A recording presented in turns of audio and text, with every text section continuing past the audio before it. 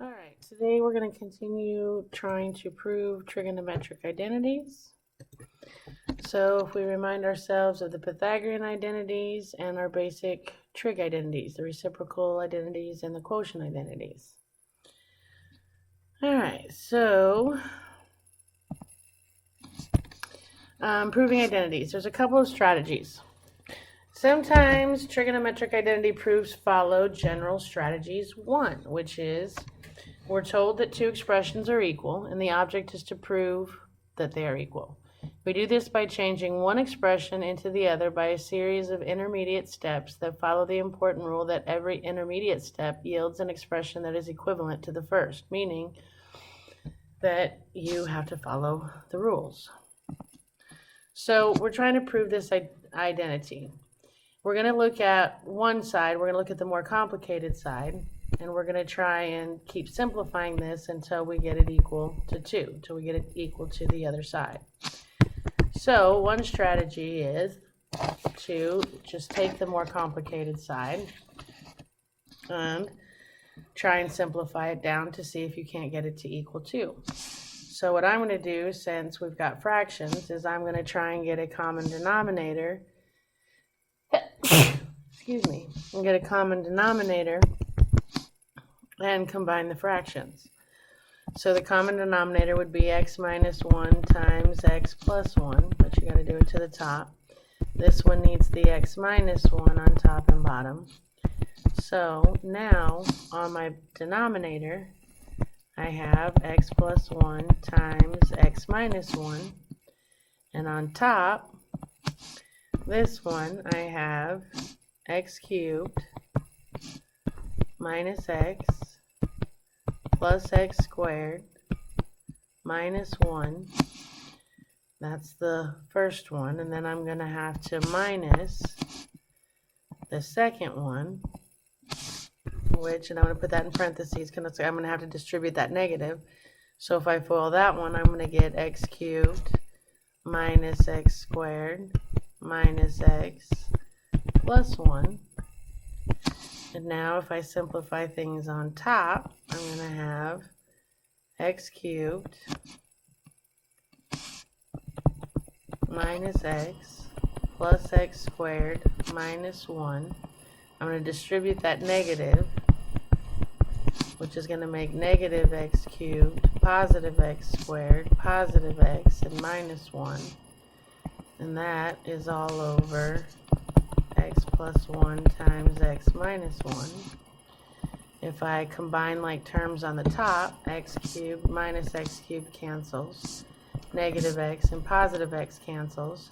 So I have positive 2x squared minus 2 over x plus 1 times x minus 1. And remember, I'm still trying to get this equal to 2. Well, I notice on top I can factor out a 2, which would leave x squared minus 1. And then the x squared minus 1 will factor into x plus 1. So the 2 and the x squared minus 1 turns into x plus 1 times x minus 1, difference of squares. And then, voila, they cancel. And I get 2, which is what I was supposed to get. So I got 2 equals 2. I've proven the identity. Alright.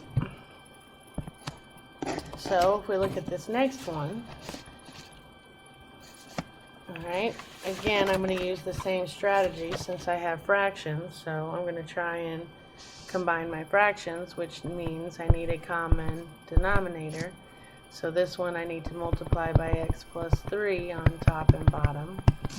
And this one I need to multiply by x minus 2 top and bottom. So that means on bottom, I will have x minus 2 times x plus 3. And on top, I'm going to get x cubed minus 4x plus 3x squared minus 12, and then I'm going to have the minus, so I'm going to use parentheses, and to get this one I'm going to have x cubed minus 2x squared minus 9x plus 18. So if I clean all that top up, I'm going to have x cubed minus 4x plus 3x squared minus 12. Distribute the negative is going to give me negative x cubed, positive 2x squared, positive 9x minus 18. And that is all over x minus 2 times x plus 3. So now if I clean up the top, x cubed minus x cubed cancel. I have 3x squared plus 2x squared, which is going to be 5x squared. I have negative 4x plus 9x, which is going to be positive 5x. And I have negative 12 minus 18, which is going to be negative 30, all over x minus 2 times x plus 3. So I'm going to try and factor the top, and the first thing I'm going to do is factor out a 5, which will leave x squared plus x minus 6 over x minus 2 times x plus 3. I'm going to factor this trinomial, which should be an easy factor, x and x. Factors of 6 that make 1 would be 2 and 3. C is negative, so bully copies the middle. And my bottom is x minus 2 times x plus 3. They cancel.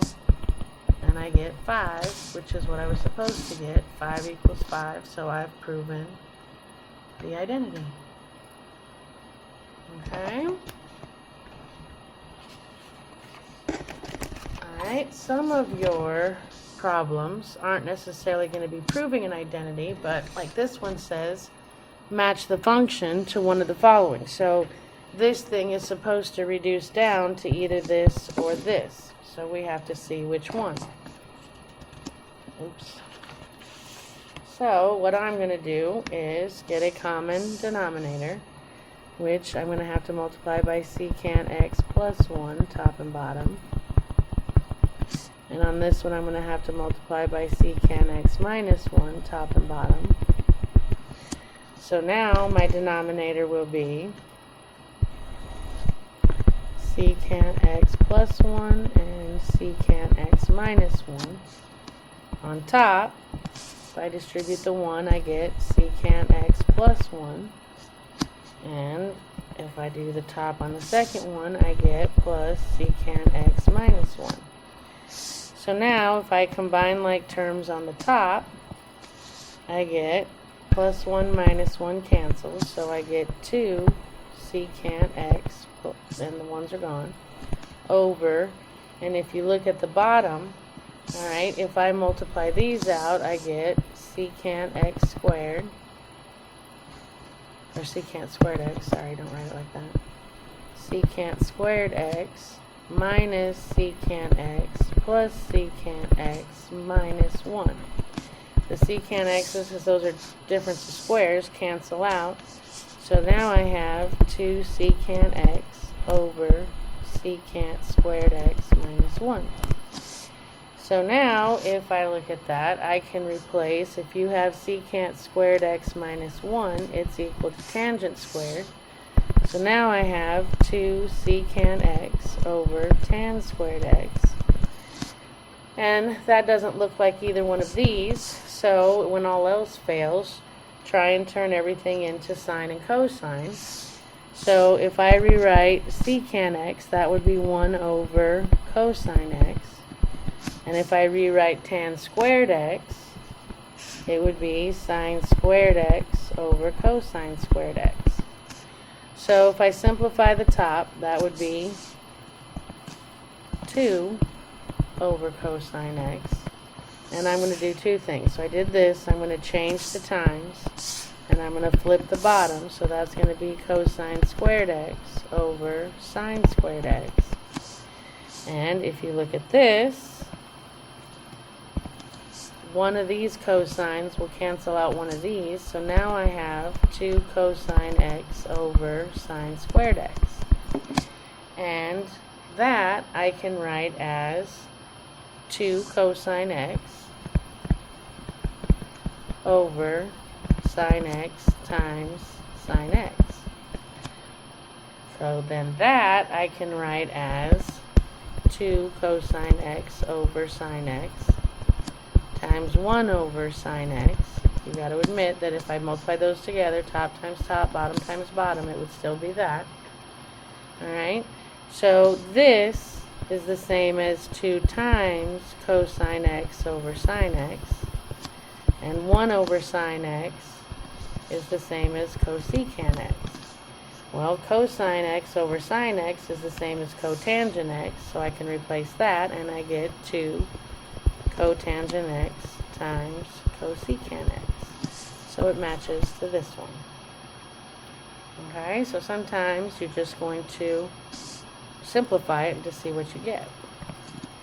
Alright, so this one says, tell whether or not f of x equals sine x is an identity. So what they're saying is if this simplifies down to sine x, it's an identity. If it doesn't, then it's not. So if I try and simplify this down, it's actually quite simple. Anytime you see a sine squared plus cosine squared, you can replace it with 1. So this equals 1 over cosecant x. If I look at what 1 over cosecant x is, well, it's equal to sine. So it equals sine x, which means yes, it's an identity. If I confirm graphically, if I type in y equals sine x, I get this one. Okay, and if I type in this for y1, I didn't show it on the screen because it'll crop it out, but you type it in parentheses sine x squared, because you can't put the square to here, so you have to do it here, plus cosine squared x divided by 1 divided by sine x, because we're cosecant. And notice that the graphs are exactly the same. I got another sine function, which is identical to this one. So yes, it's an identity. Alright, so if we do this one, alright, again, I'm trying to get this to reduce down to sine x, so I want everything in terms of at least sine and cosine. I can't do anything with that, so cosine x. But cotangent x I can rewrite as cosine x over sine x, and if I multiply that out, I get cosine squared x over sine x, and that does not reduce down to sine x, so no, this is not an identity. And if I graph them, alright, here I did cosine x times 1 divided by tan x, because that's how you got to type cotan, and you get this picture, which does not look like the sine function, so no, it does not simplify down to sine, which means it's not the identity. Alright, so this one again says the same thing. Well, if I go ahead and distribute this, I would get f of x equals sine cubed x plus sine cubed x times cotangent squared x. Alright, so now if I factor out just a sine x,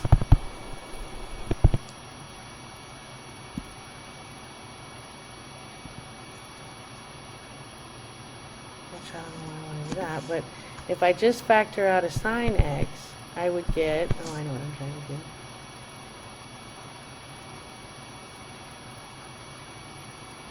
Oh, I'm left with sine squared x plus sine x times cotangent squared x, which I can rewrite as cosine squared x over sine squared x. If I simplify inside those parentheses, this sine x gets rid of one of those sine x's, and I end up with, what the heck am I doing?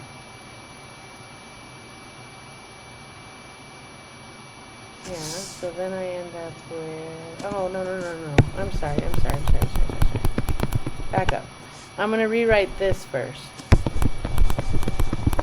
Yeah, so I distributed and I got sine cubed x plus sine cubed x times cotangent squared x. So I'm going to rewrite cotangent squared x. So I have sine cubed x plus sine cubed x times cosine squared x over sine squared x.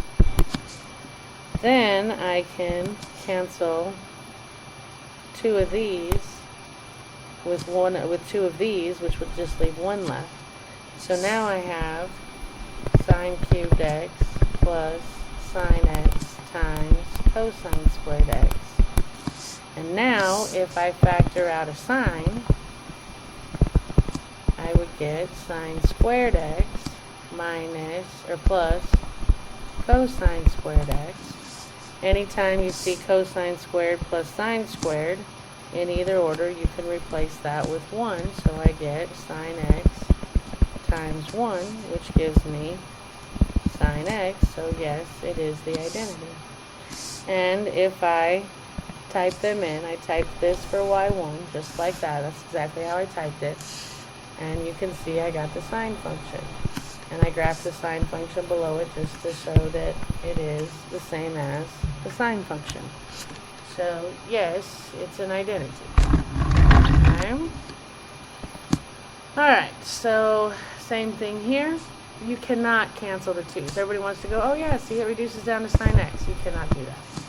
That is illegal. If it was out front, you could, but not when it's touching x.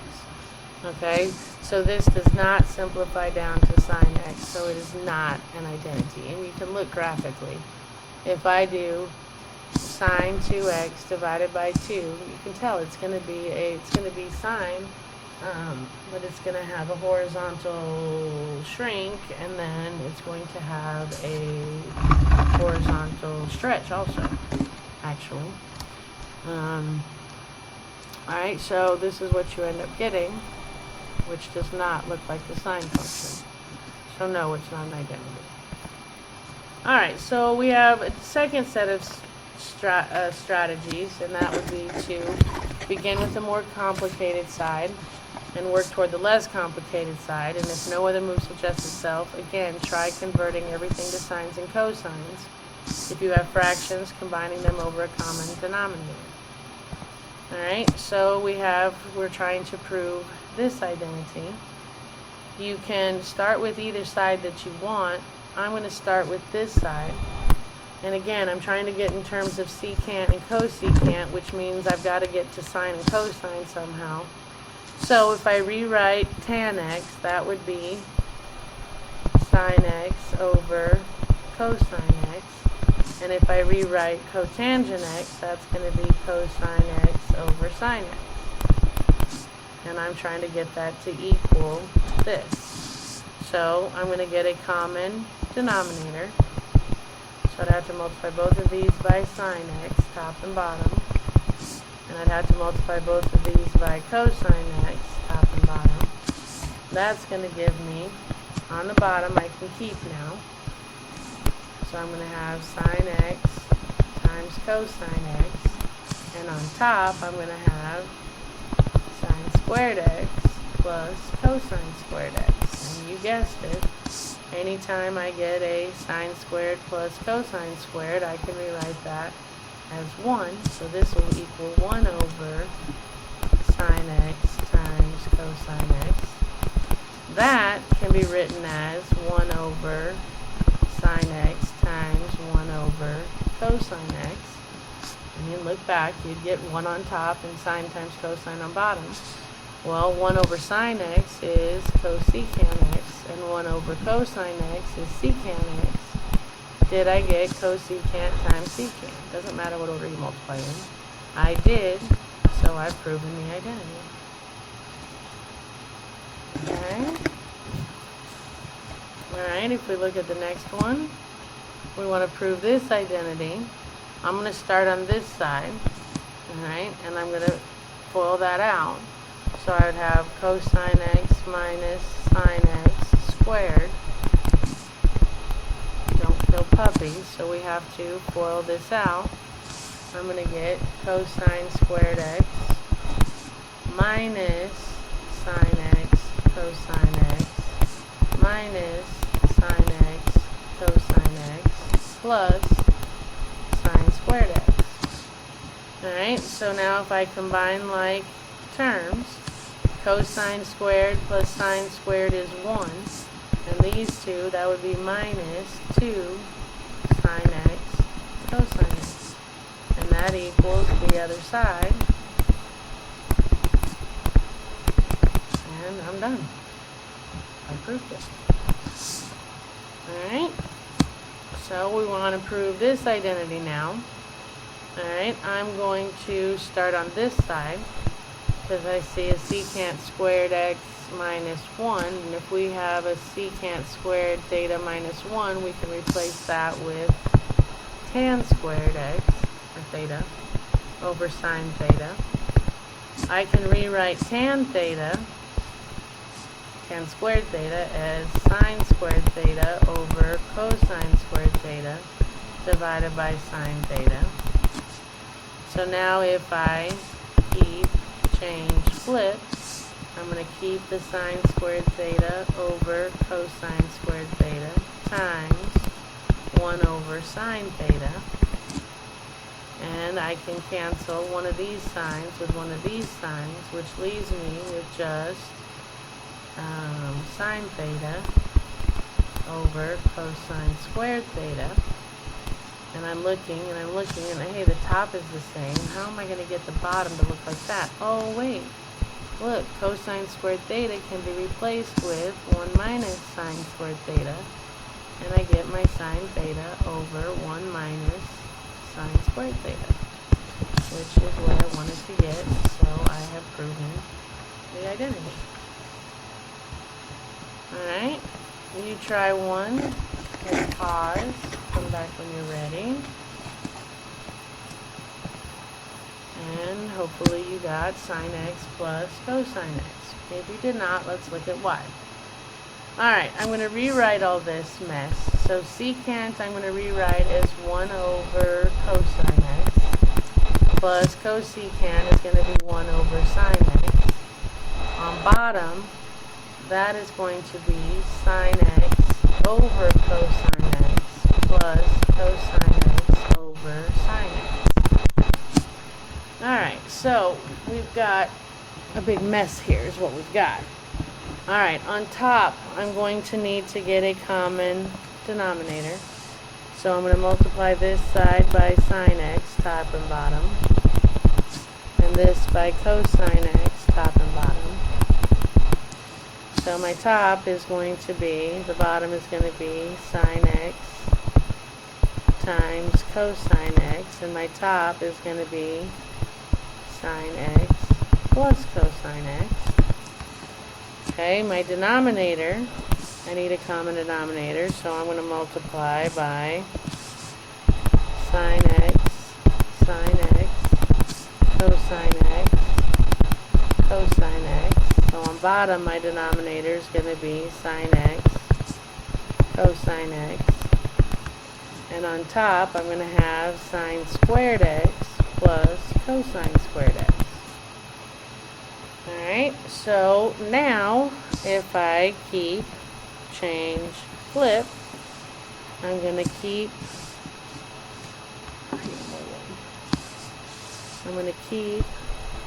sine x plus cosine x over sine x times cosine x, change to times, and flip the bottom, so I'm going to have sine x cosine x over sine squared x plus cosine squared x.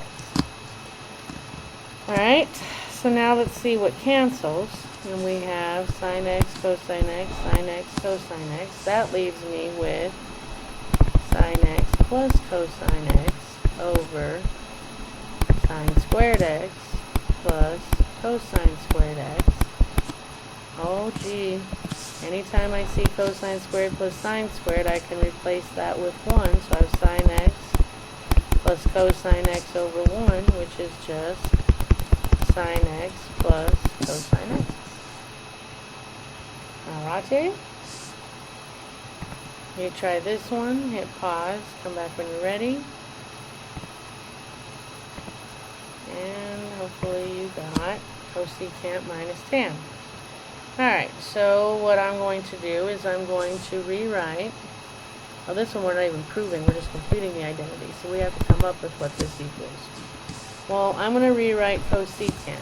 So I'm going to have cosine theta minus sine squared theta over cosine theta times 1 over sine theta. This cosecant is, where are we? 1 over sine. Alright? So now, if I, oh, I know what I did. I rewrote this. This could be, if you split this division, this would be cosine theta over cosine theta minus sine squared theta over cosine theta times 1 over sine theta. Alright, so if I do this, I gotta do this first, right? So this would be 1 minus sine squared theta over cosine theta times 1 over sine theta. So now if I distribute that, oops, sorry, hold on. So now if I distribute that, come on, okay, I'm going to get 1 over sine theta minus sine squared theta over sine theta cosine theta. And now I can get one of these. This sign cancels out one of this sign. Alright, so now I end up with 1 over sine theta minus 1 over cosine theta. And those reciprocal identities, I can rewrite 1 over sine theta with cosecant theta. And I can rewrite 1 over cosine as secant theta. So my solution is cosecant theta minus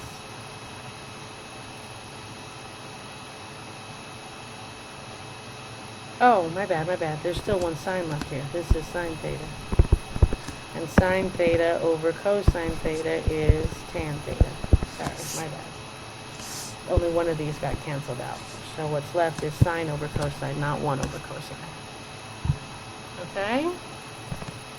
Alright, you try this one, hit pause, come back when you're ready. And hopefully you got 4. Alright, so if you did not, let's look at why. The first thing I did was rewrite the top, everything I could in sine and cosine. So cotan A, I can write as cosine x over sine x. I'm using x instead of alpha, okay? Cosecant, I can rewrite as 1 over sine over sine A, I'm going to leave alone. That's going to be sine x over 1 plus tangent, I can write as sine x over cosine x. Alright, so on top, the denominators already match. So I'm going to keep sine x, and I'm going to have cosine x plus 1 on top. On bottom, I'm going to have to get a common denominator, which will be cosine. So cosine theta, which gives me on bottom cosine x. And on top, it's going to give me cosine x times sine x plus sine x. Okay, so now if I keep change flip, I'm going to keep cosine x plus 1 over sine x, change to times, flip the other one, so it's going to be times cosine over cosine x times sine x plus sine x. Alright, nothing cancels, so I'm going to have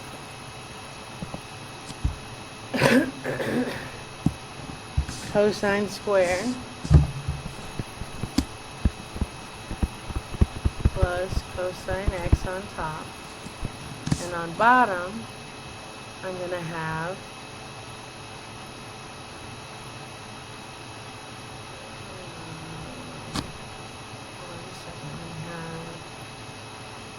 Okay, so if I distribute here, I'm going to have cosine x times sine squared x plus sine squared x. Okay, and so then I'm going to have factor the top. I can factor out a cosine x, which leaves cosine x plus 1. On bottom, I can factor out a sine squared x, which leaves cosine x plus 1. Oh, there we go. So now the cosine x plus 1s are going to cancel, and that leaves me with cosine x over sine squared, which I could write as cosine x over sine x times sine x. Then you can split that and say that's cosine x over sine x times 1 over sine x. Alright, if you put those back together, you still have cosine on top and sine squared on bottom. Alright, and so now I can rewrite cosine over sine as cotangent A. So this would be cotangent A, or x, and 1 over sine is cosecant. So my answer is cosecant times cotangent. In the order that you multiply in does not matter. Alright, so it says, what techniques do we have to confirm identities analytically? Well, we can simplify more complicated side to equal the other side. And that's pretty much what we've done so far. We take the more complicated side and we simplify it down to see if we can't get the other side. Alright, so we are at homework, which means we are done. Happy homeworking, and I will see you next time.